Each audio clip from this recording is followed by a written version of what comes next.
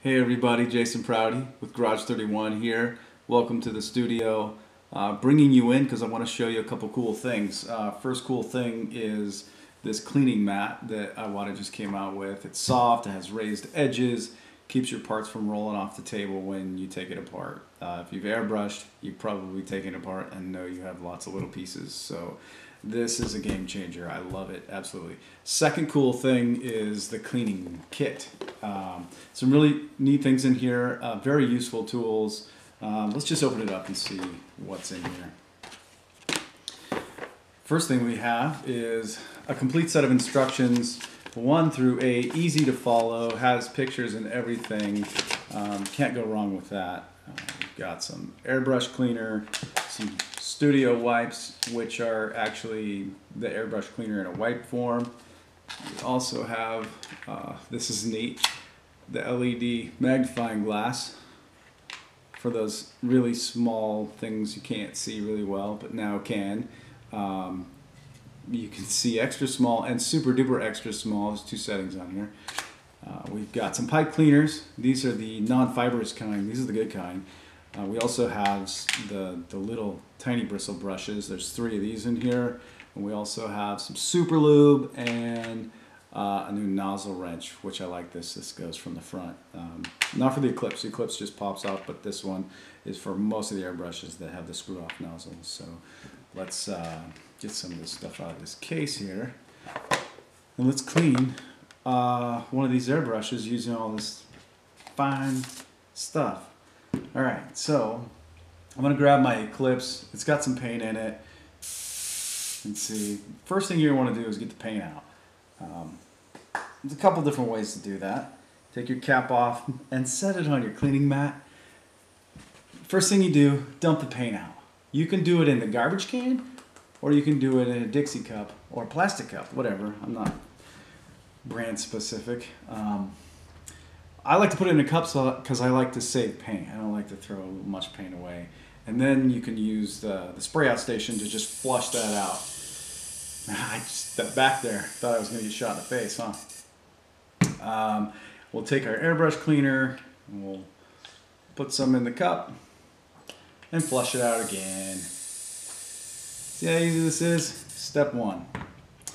I'm going to go ahead and grab one of the wipes now because I'm going to pull that needle out. And I don't like to pull the needle out and then start fishing around for the wipe. I like to have my wipe ready for me. So, and then I'm going to unhook the air. Just like that, easy. My quick disconnect. And then I'm going to take my wipe and wipe the cup out. Pull the handle off the needle chucking nut, unscrew that, and then pull your needle back. Careful, this thing's sharp. Be smart about it. Don't poke yourself. And then take your wipe and just get all of your paint off of there.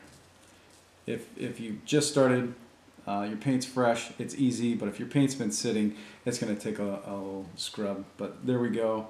We have our needle. Set that right there. So basically, if your airbrush was running fine before this, that's really all you need to do.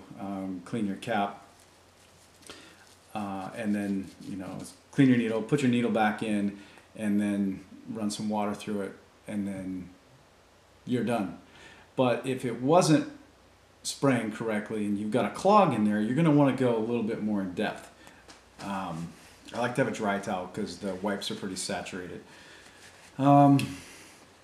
So from here, what we want to do is, if you've got a clog in here, that's where the pipe cleaners come in handy. I like to have a little cup next to me where I can put some airbrush cleaner in it and dip the pipe cleaner in it and get inside the paint passage area and just get in there, and you're gonna pull out paint and just keep doing this process until your pipe cleaner comes back clean. You can also use the small micro brushes to get in there a little bit further.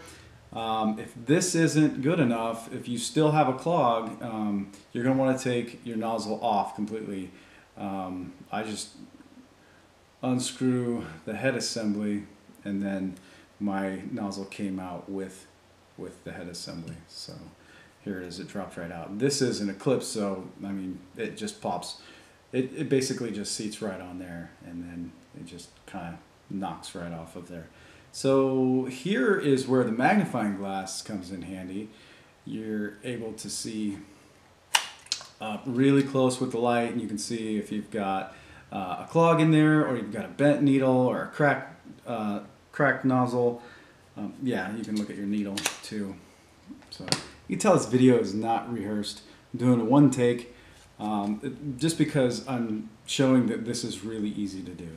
So once you take your micro brush and clean out your nozzle, dip it into your stuff, you can actually soak this in the airbrush cleaning solution as well while you're cleaning the rest of your parts and your cap. But you never want to soak your entire airbrush. It's not a good thing. You've got a packing set, a needle packing set in here that's you know, it's a plastic, so it's not going to react well soaking for a long period of time. So anyway, to move on here, we've cleaned this out and looked with our magnifying glass, and everything is clear. So I'm just going to put everything back together, and then just run some water through it and make sure it's running smoothly. Grab my needle. I'm going to be very delicate not to bend or to smash your needle, and I like to push it down until it stops.